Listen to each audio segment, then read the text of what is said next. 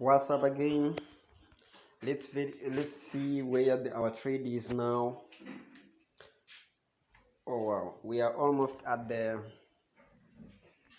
50% of our target. We are targeting $20 and we are almost 10, like so. We are 9. So we are looking our trade to reach here. So after we will exit the trade, guys.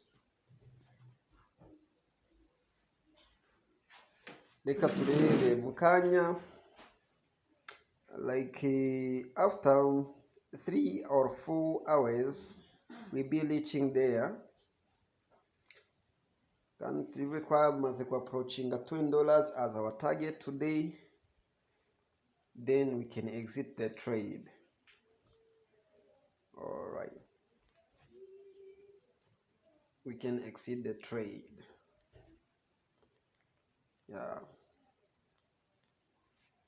today nothing I made so far, but only this amount.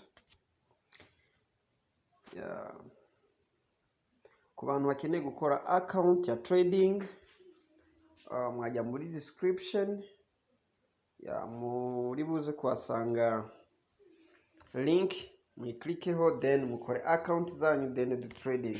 And